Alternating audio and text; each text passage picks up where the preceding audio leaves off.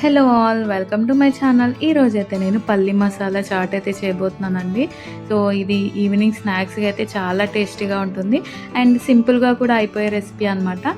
ఈ రెసిపీ ఎలా చేసుకోవాలో ఈ వీడియోలో అయితే చూపించేస్తాను, చూసేయండి.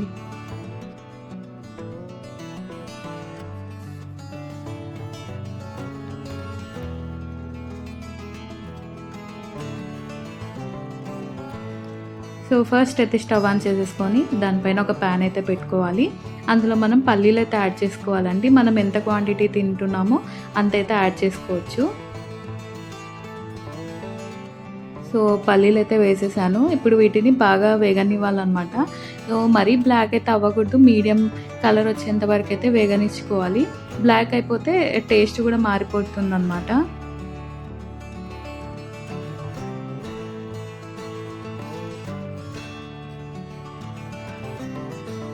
సో ఇక్కడైతే పల్లీలు వేగిపోయాయండి. ఇప్పుడు వీటిని ఒక బౌల్లో అయితే వేసేసుకుందాము. అదే ప్యాన్లోనే కొంచెం ఆయిల్ అయితే యాడ్ చేసుకోవాలి. ఇప్పుడు ఇందులోకి మనం మసాలాస్ అయితే యాడ్ చేసుకుందాము.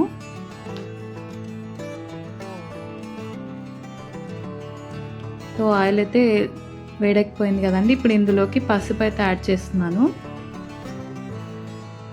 అలాగే 1½ స్పూన్ కారం యాడ్ చేస్తున్నాను.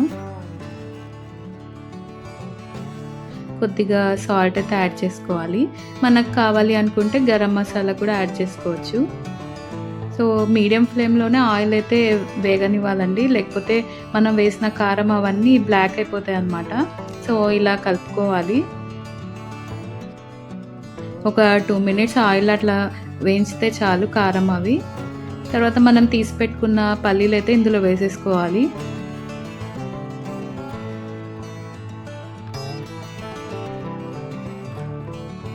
సో కారం అవి బాగా కలిసేలాగా పల్లీలను అయితే కలుపుకోవాలండి.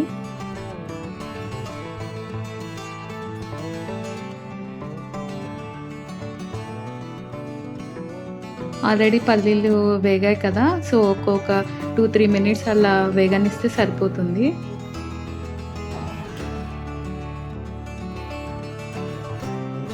సో ఇప్పుడైతే ఒక బౌల్లోకి తీసేసుకున్నాను. ఇప్పుడు ఇందులోకి మనం కుకుంబర్ అయితే యాడ్ చేసుకుందామండి.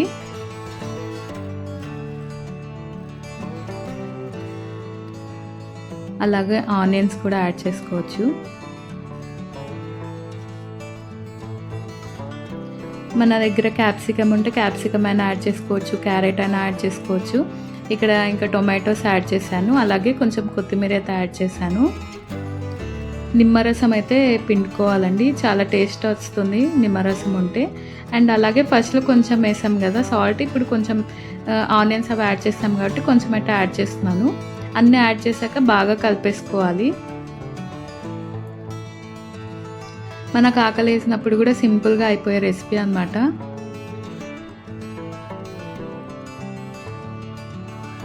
సో ఎంతో టేస్టీగా ఉండే పల్లి మసాలా చాట్ అయితే రెడీ అయిపోయిందండి. మీరు కూడా కంపల్సరీ చేసుకోండి. టేస్ట్ ఎలా వచ్చిందో కామెంట్ అయితే చేసేయండి.